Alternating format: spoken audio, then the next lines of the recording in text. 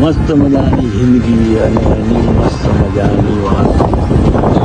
આ મોરબી છે, મોરબીનો મચ્છુ નદીનો કાંઠો, મચ્છુ નદીનો શહેર તરફનો કિનારો.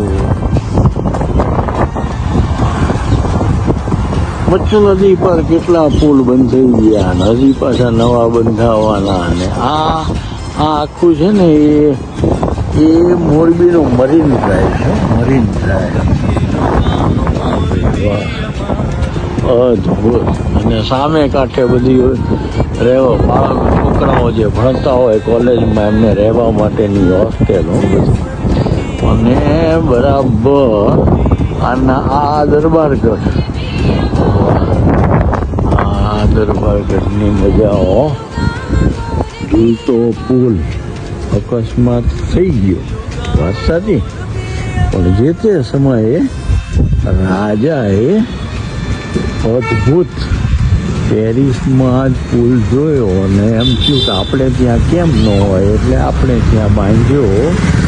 અને રાજાનો મહેલ પેલી બાજુ ને આ બાજુ દરબારગઢ. તો રાજાના ઘોડા એ પુલ ઉપરથી આવતા હો આ બાજુ દરબારગઢમાં.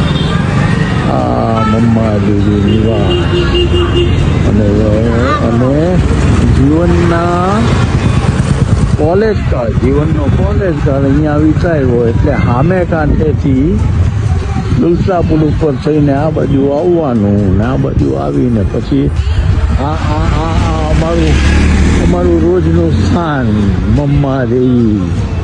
અને ત્યાં રોજ સંબંધી અમારા નજીકના, એમની 3 દીકરીઓ અને 1 દીકરો. અને વાહ ભાઈ વાહ, એમને ત્યાં બેસવાનું, ગપ્પા મારવાના અને પછી ઉકાળો પીવાનો.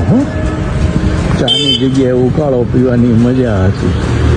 અને એ પીને પછી ઝૂલતો પુલ બંધ થઈ જાય ને એટલે આ મરીન ડ્રાઈવ ઉપર થઈને ચાલતા પેલો સામેનો જે બ્રિજ દેખાય છે ને, પુલ દેખાય છે ને, પુલ ઉપર થઈને ચાલતા સામે કાંઠે ને ત્યાંથી આગળ જઈને લગજીજી બાપુનું બાવડું આવે ને ત્યાંથી વળીને પાછું આમ અંદરની સાઈડે જવાનું દરબારગઢની બરાબર સામેની બાજુ કોલેજ ને કોલેજમાં પપ્પાને ક્વાર્ટર મળેલું ને એ મોટી અગાસી ને મોટા રાજાના મહેલમાં હોય તો કેવી મજા હોય એ ક્વાર્ટરની.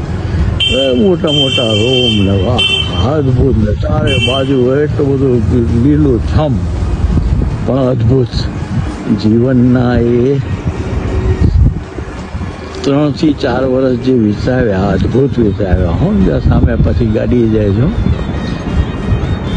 વાહ ભાઈ વાહ, અદભુત. આમ મજા પડી ગઈ. હરિ ઓમ.